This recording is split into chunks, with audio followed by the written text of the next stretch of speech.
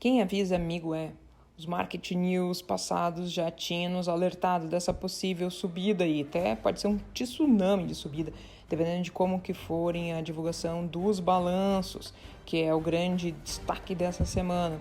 Agora, será que é armadilha? Será que esse movimento é real? E talvez a gente está na fase da esperança, ali onde diz hope, ao invés de estar na fase da brabeza, que é o que muita gente acha. Enquanto o Powell fica aí querendo levar os stops de todo mundo com as reuniões do Fed, a gente tem que saber aonde a gente está, qual é a fase desse átomo do mercado. Será que a gente está no começo da compra? Ou será que tudo vai pegar fogo e volta o sangue nas ruas? Vamos falar sobre o Market News, falar sobre a super promoção da Elite de 65% lifetime, até você passar aqui no desafio da prop firm americana, se você é um bom trader.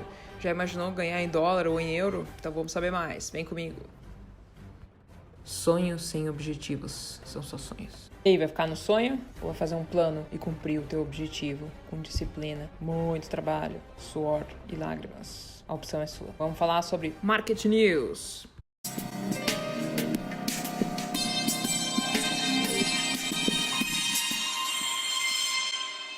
Será que já vimos o pior? Não perca a promoção de Halloween, 65% de desconto com a Elite. Vou deixar o link aqui na descrição. Você tem que clicar ali em mais e aí você vê uma série de coisas aí que tem de descrição aqui, entre elas o link aqui para a Elite, e lá você vai ter que usar o código BankMath40. E se você é trader e quer ser patrocinado em nível internacional, você pode se juntar a uma prop firm. Tanto aqui a gente tem a Elite quanto a Apex. Tem outras também, tem a FTMO, tem a MyForex Fund, mas essas duas aqui é que continuam dando desconto, né?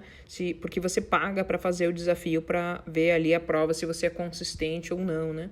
Então você pode usar BankMath 40 aqui para a Elite Trader Funding, que usa o TradingView, ou ainda você pode usar a Apex, que usa a Ninja Trader, e aí o código para ganhar os 50% de desconto tá na tela. Antes a gente estava naquele green alert, né? Ou seja, tudo verdinho. Nós estamos contemplando o fundo de 2022. Agora a gente está querendo chegar na resistência. Então nós estamos na transição entre o verde e o vermelho. Você está aqui e nós estamos na época do blackout, nos 10 dias mais perigosos do ano, indo para uma reunião do Fed agora 2 de novembro. Então, o Nasdaq. Vou mostrar duas versões da mesma moeda. Aqui está o Nasdaq. Reparem que ele está ali e fechou pela primeira vez, desde 2 meses atrás, acima da média de 20. Isso é uma coisa extremamente bullish, tá? Extremamente em alta. E, além disso, tem várias divergências de alta, como eu já coloquei para vocês, entre bonds, entre índices, entre VIX, entre o dólar e entre outros. Só que a grande questão é que tem muita coisa ruim acontecendo. Será que esse ruim é bom? Por exemplo, lá na Inglaterra, a coisa estava tão feia e o pound, o GBP, estava caindo tanto que o governo está sendo forçado a comprar bonds, em semelhança ao que fez o governo do Japão uns anos atrás, em semelhança ao que o Fed fez com aquele QE, né, o Quantitative Easing, né, aquela forma de facilitação e de basicamente sair imprimindo dinheiro que nem louco. Nunca o governo lá da Inglaterra teve dados tão horríveis quanto agora. O índice está menos 27%, que caiu pouco perto de outros índices, sendo que eles ainda têm ações que estão lucrando. Foi o pior desempenho desde o começo do século, gente. Além disso, no Japão, o governo também está comprando bonds. Todos os títulos americanos estão sendo comprados por outros banqueiros aí, os governos estão saindo comprando tudo. E o que o JPY subiu é uma coisa insana. Fazer trade de USD JPY tornou-se a coisa mais perigosa do momento. E normalmente o VIX e o JPY, eles andam em conjunto. Só que olha só, o JPY indo para cima e o VIX indo para baixo. E agora? Quem que vai alcançar? Se for o VIX, a gente está diante de um topo provável, que não é imediato, mas que pode estar próximo. E aqui vem o outro lado da moeda. O Nasdaq está na resistência. Ainda que ele tenha fechado acima da média de 20, não é certeza que a gente vai começar um rally definitivo agora, mas que a gente pode estar muito próximo. Tudo vai ter que ser definido nessa reunião do Fed em 2 de novembro e nós vamos falar mais sobre isso. Bem-vindos de volta ao Market News. Eu sou a Doutora C e nós vamos ver as coisas extremamente importantes que estão para acontecer hoje. Vem comigo. Ontem, então, o mercado ficou até estável, deu uma subidinha, né?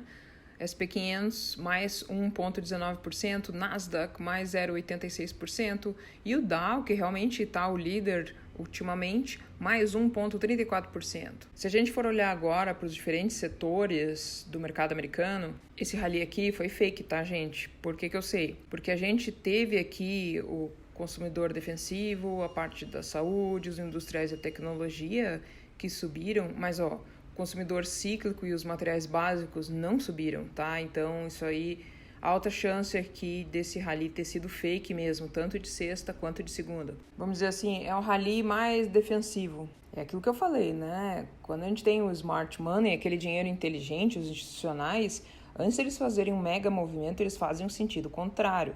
Então, sempre que a gente tem uma reunião do Fed e o mercado sobe, o mais provável é que a gente está bearish mesmo. A gente está entrando em tendência de baixa, só não está aparecendo ainda. Vamos dar uma olhada aqui no SP500. Nos Estados Unidos agora é pré-mercado, tá? 6h30 da manhã, tá? Então aqui no Brasil 7h30 quando eu estou fazendo esse vídeo. E os futuros, eles estão um pouquinho baixos, né? No pré-mercado, o que realmente importa é a última hora antes da abertura do mercado. Tipo, entre 8h20 e 9h30. Portanto, 9h20 e 10h30 aqui do Brasil. Então, tudo que você vê nos futuros até a última hora é tudo fake, tá, gente?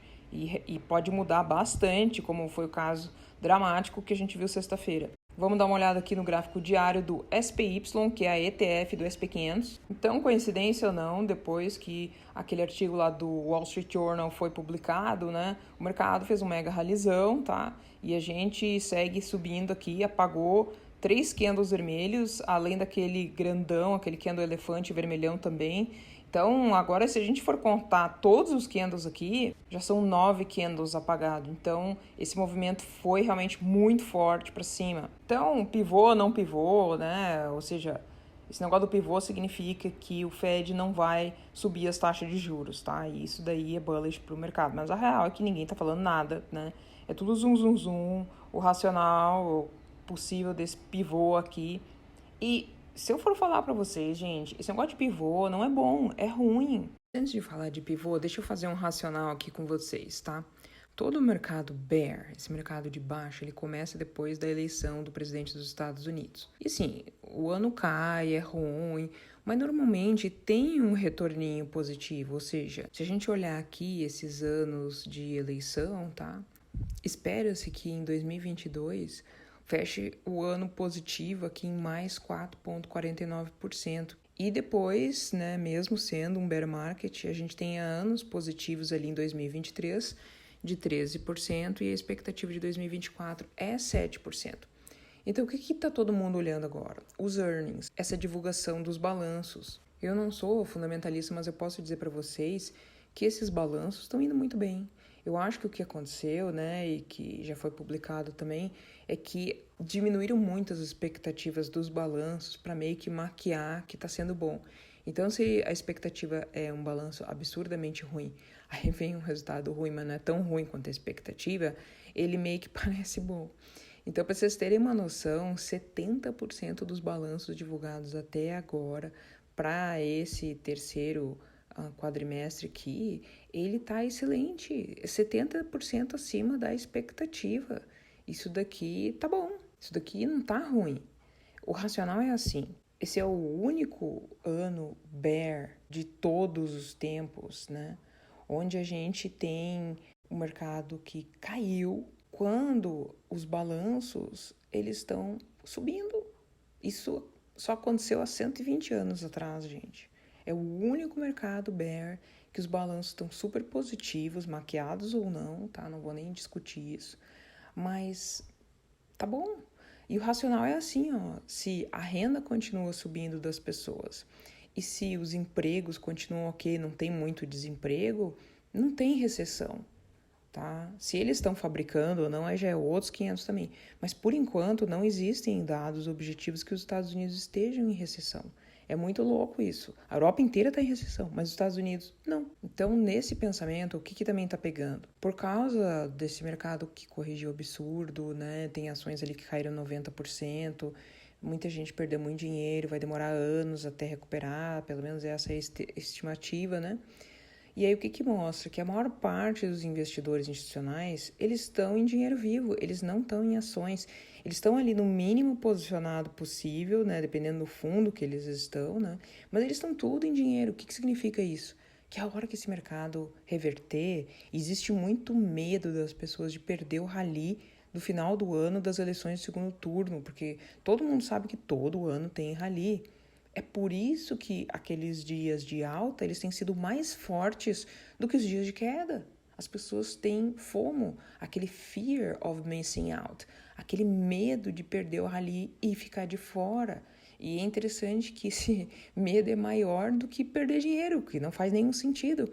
Mas é isso que está acontecendo. O meu ponto é assim, que hora que esses caras institucional vão começar a comprar, gente? Porque eles estão tudo em dinheiro vivo. Quando eles começarem a comprar ação, esse mercado vai levantar de um jeito que ninguém vai acreditar. Agora, qual é o problema que a gente está enfrentando? É assim, ó. A questão não é subir taxa de juros, porque aqui eu estou mostrando para vocês épocas do passado onde o Fed subiu as taxas de juros no passado. E o mercado subiu. Pô, mas qual a diferença então agora? Por que que agora não está subindo, né? Que é a grande pergunta aí que a gente quer saber. Porque eles subiram muito rápido as taxas. Então, se eles pararem de subir tão rápido, ainda que subam as taxas, o mercado sobe, o mercado ele se acomoda. O que não dá é uma mudança de 180 graus. Isso daí o mercado não comporta. Então, o problema é assim, inflação. E por que que está tendo inflação? Por uma série de problemas, né? De demanda e de oferta, como sempre. E como que resolve isso? Aumentando a taxa de juros, tá? E aí, quando você aumenta a taxa de juros, tem uma série de outros problemas que também desencadeia. Então, durante uma crise, as taxas de juros elas têm de ser aumentadas, porque senão é pior. Olha lá em 74. Em 74, eles tentaram maquiar. Ah, quem sabe a gente abaixa a taxa de juros. Isso aqui me lembra até a Dilma, né? Tinha uma época lá que a Dilma, e pior que ela é economista, não dá para entender um negócio desse. Ela falou, gente, mas então se a taxa de juros tá muito alta, vamos baixar. Não dá, gente. Isso aí foi tentado no passado, em 74, estava numa mega recessão, crise do petróleo e tudo mais. E aí eles, vamos baixar a taxa de juros, vamos viver em La La Land, assim, vamos achar que a vida é bolinho e vamos baixar a taxa de juros. Quando baixou a taxa de juros, o mercado percebeu que aquilo ali era fake e aí teve crash durante meses, gente, meses de queda. Então não dá para simplesmente baixar a taxa de juros quando está tudo claramente em recessão, porque o mercado não aceita, não engole. E se a gente olhar aqui dados do passado, para a Bolsa de Valores e o mercado americano como um todo, ele ter um fundo, a economia precisa ter um fundo. E normalmente esse fundo acontece quando eles divulgam, estamos em recessão. Aí é o fundo, parece contrassenso, né? Mas não, é ali mesmo. E aí o mercado começa a melhorar. Então, enquanto a gente não tem essa divulgação de dado que realmente estivemos em recessão, né? Porque esses dados eles sempre são tardios, a gente fica nessa incerteza e daí sofrendo. Então, todas as vezes, tá? Aqui tem esse gráfico da dor do pivô, a pivot pain, né?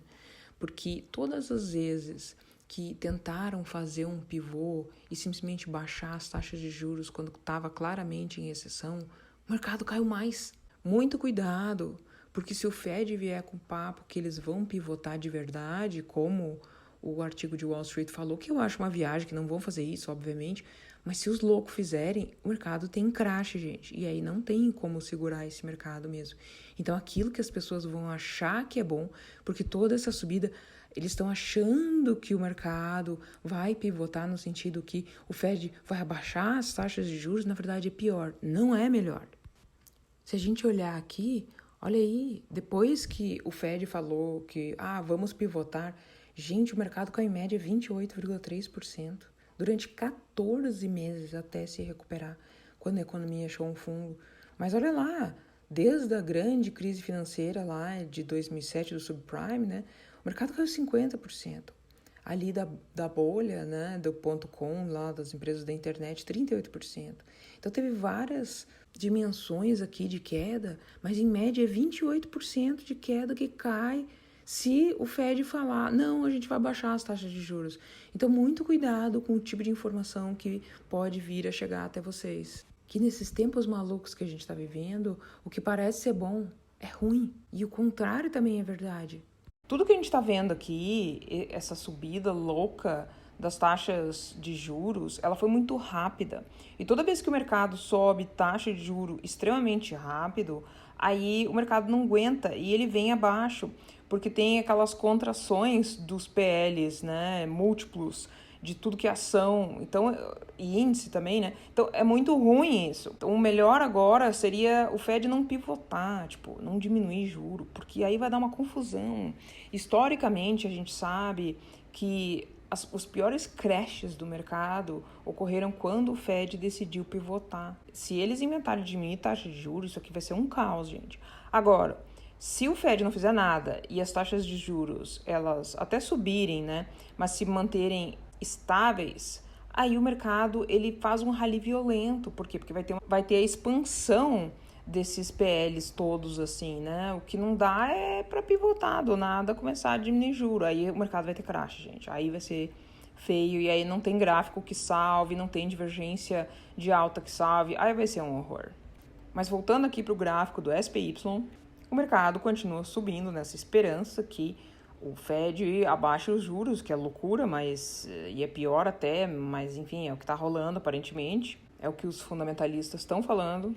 E aqui o importante é não lutar contra o mercado, né? Apesar da gente estar bearish, né? Enquanto essa loucura estiver subindo, tudo bem, sobe aí então, né? Fazer o quê, né? E aí o mais provável é que a gente vá realmente aqui em linha reta até esse 385,40, tá? Mas hoje tem Fed, tá? Então talvez a gente não vá em linha reta, coisa nenhuma, né?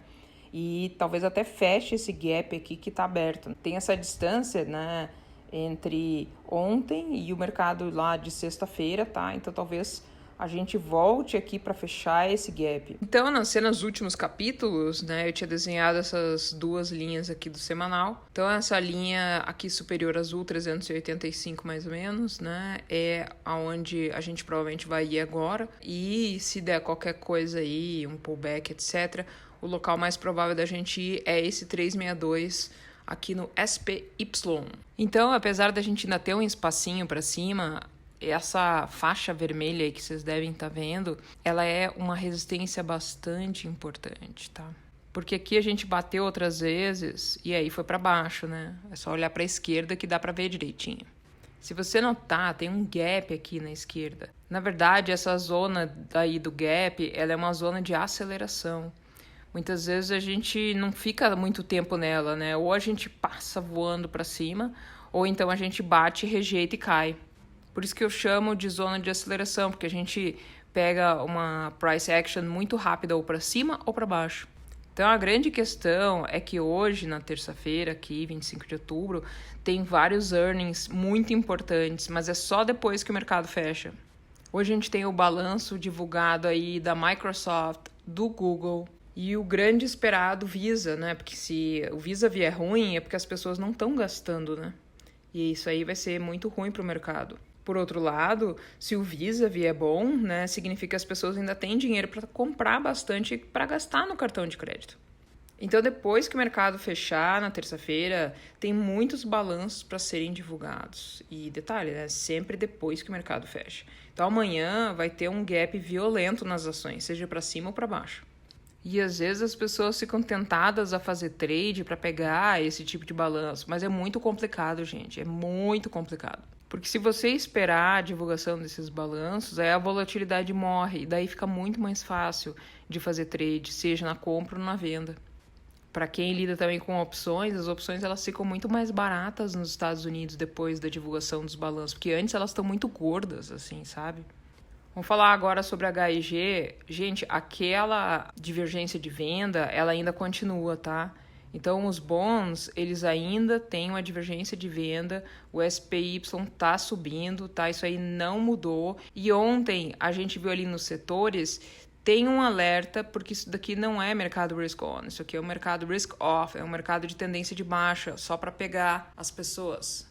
Então, esse sinal de alerta ali da HYG, ela se alinha exatamente com esses setores aqui que não estão batendo como se fosse risk-on, sabe?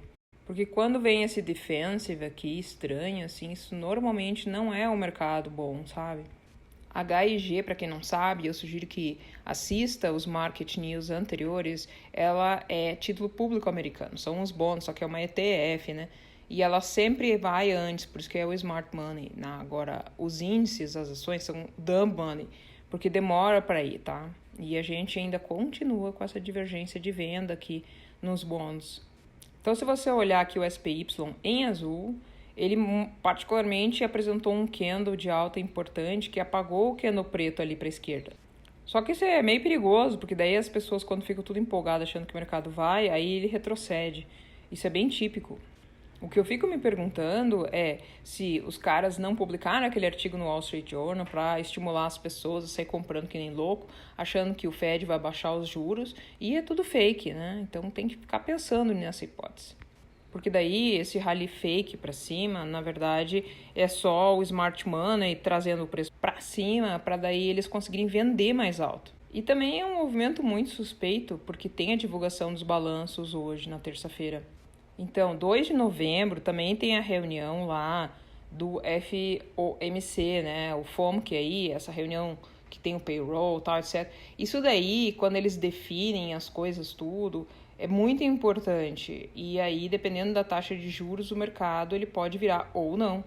E aí, imagina se o Powell vem e fala, na verdade foi tudo engano, eu vou ter que aumentar a taxa de juros, porque a gente tem que ficar hawkish, e aí tem quanto é a inflação, o mercado vem abaixo, gente. Então, tem que tomar muito cuidado, porque a gente ainda pode testar as mínimas ou pelo menos 50% aí desse movimento todo de alta. Imagina, da outra vez, se a gente olhar aqui para a esquerda, né? Quando bateu numa resistência importante, começa a retroceder e com violência.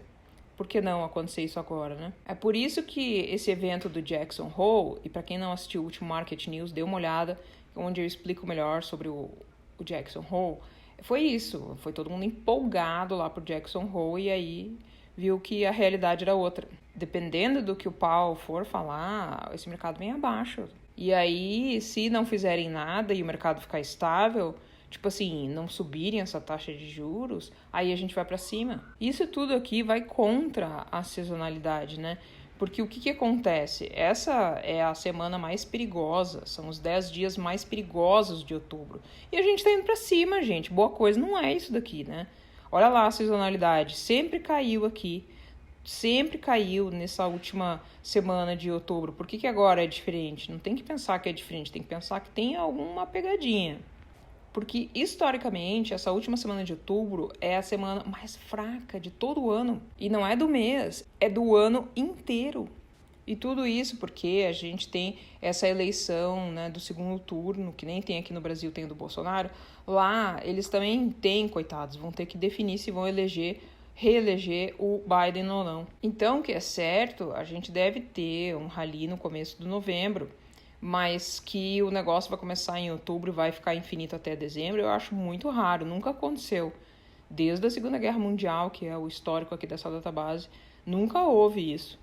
Então, eu ainda acho que o que é mais provável é ter a reunião do FOMC lá em 2 de novembro, e aí a gente retesta lá as mínimas, ou pelo menos 50% desse movimento, e aí depois, em novembro, começa um movimento legal de alta. Às vezes, é bom a gente deixar passar o rally, porque a gente não precisa ficar em trade o tempo inteiro. Trade a gente tem todo dia passa cavalo encilhado aí na bolsa de valores. Então, esse mercado está basicamente subindo por causa de zum. Por isso que é mais interessante a gente proteger o capital. E nós já temos esse alerta aqui do Smart Money falando que eles não estão comprando e que tem divergência de venda. Vamos dar uma olhada aqui no VIX para ver como é que tá a coisa. Então, ontem foi interessante porque a gente teve um rally, né, do mercado. Só que olha o VIX, o que aconteceu. O VIX subiu. Então, o VIX não comprou o rally de ontem. E para quem não sabe, o VIX é um indicador de volatilidade e medo do mercado. Ele é inversamente proporcional ao movimento do mercado. Então, quando o VIX sobe, o mercado cai. Quando o VIX cai, o mercado faz rally de alta. Então, aqui a gente fechou com candle verdinho, significativo, verdinho, pequenininho. E isso provavelmente porque as pessoas ainda não têm fé nesse mercado, né? Vamos dar uma olhada aqui no dólar.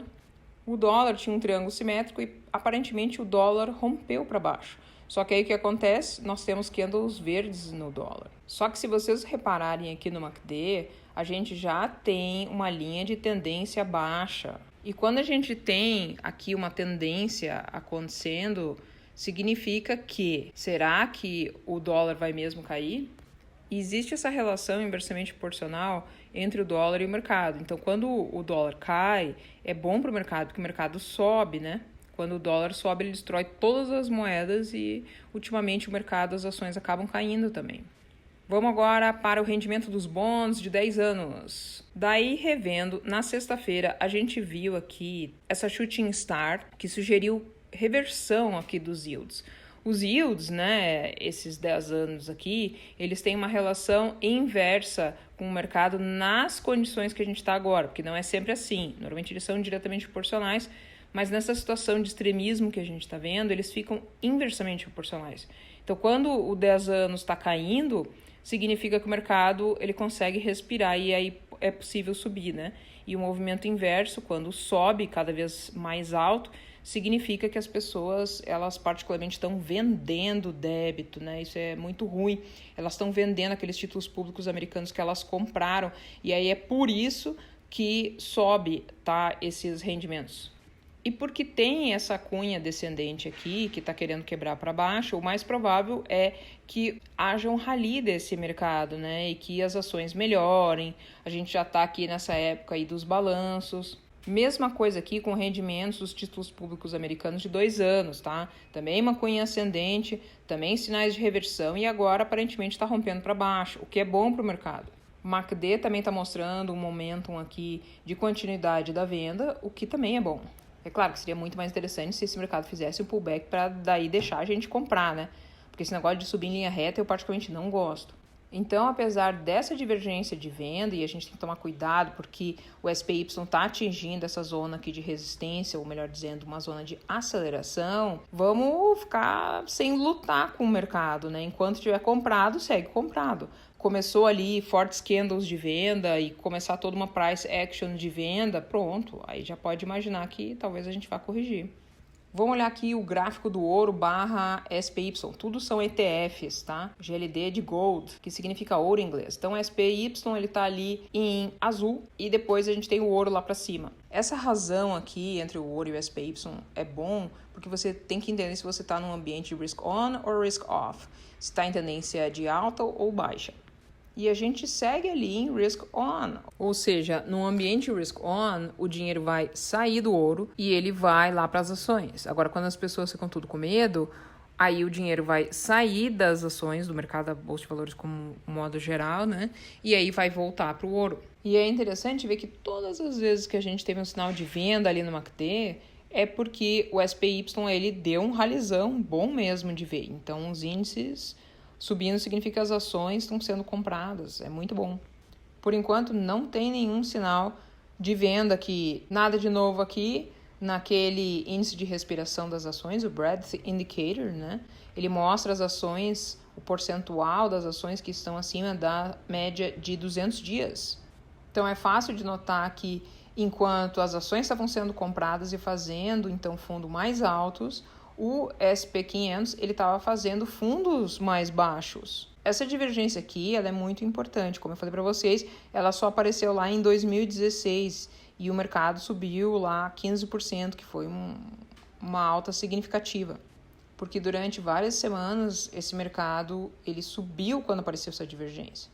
Então tudo agora vai depender como é que vai ficar essa reunião de 2 de novembro. Então essa semana ela vai ser marcada por divulgação de balanços, em especial da Amazon, que vai ser quinta-feira depois que o mercado fechar.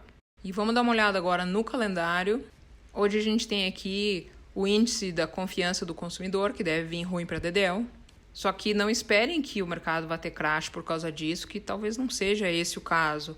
Está muito estranho o mercado por causa dessa divulgação de balanços. Amanhã tem uma divulgação de dados imobiliários.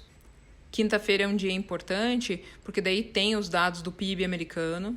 E o estresse todo vai acontecer na sexta-feira, porque sexta-feira tem aquele PCE price ali. Aquilo ali é bem importante. O Fed vai falar de inflação também. Hoje é um dia complexo, que também tem um cara do Fed lá falando. E o mais importante vai ser a reunião lá do FOMC, dia 2 de novembro, que vai determinar se o Fed vai subir os juros em 0,75 ou não. Então, dependendo do que tiver aqui, o mercado bear ele acabou, né? Vamos olhar agora sobre o índice de medo e ganância. Olha lá, gente, a gente saiu do extremo medo, saiu do medo e nós estamos neutros. A pergunta que fica é, nós vamos chegar na ganância? Porque é perigoso, porque os mercados eles sempre têm crash na ganância, nunca é no extremo medo. Se a gente olhar aqui para o Market Momentum, nós estamos cada vez mais nos aproximando dessa média amarela aí que é do 125 dias, que é uma área de grande resistência para o preço. Stock Strength, a força do mercado está continuando para cima. O indicador aqui do Stock Breadth continua aqui mostrando que está tudo bem indo para cima. Essa razão aqui da Put Call é melhor aquele indicador ali que eu mostrei para vocês. Esse daqui demora mais, mas está mostrando aqui que se a gente continuar caindo até 0,80, significa que as pessoas estão se livrando das puts, né? Estão achando que o mercado vai subir mesmo. Mas aí que é o melhor momento para a gente entrar vendido no mercado, porque é sempre o contrário. As pessoas não entendem, elas saem comprando put ou call quando elas querem. E não é assim, a gente compra put ou a gente compra call quando está barato, não depende do que a gente acha. E porque o mercado está subindo, aqui a volatilidade do mercado, ela segue caindo. E agora aqui, nesse Safe Haven Demand, está interessante, porque finalmente mostrou que as ações elas estão pagando mais do que a renda fixa, que é o normal, né? Mas quando o mercado está absurdamente de crash, assim, aí as pessoas fogem tudo para a renda fixa. A busca pelos bonds, né, significa que as pessoas estão saindo das ações, né? E aqui o que está mostrando é exatamente o inverso. As pessoas não querem os bonds e estão indo para as ações. Então, esse é um mercado risk-on. E é isso que eu tinha para mostrar para vocês hoje aí, pessoal. Vejam o outro Market News, onde eu falei do blackout que acontece agora em outubro, porque ele é real, tá? E ele vai acontecer e fica lá até 28 de outubro. Outubro é mês de crashes passado. Tudo que é crash sempre aconteceu em outubro. Então, abram os olhos. A gente vai ter uns rallies de alta, mas é um mês ruim, tá? Muito obrigada por sendo dispensada e até uma próxima oportunidade.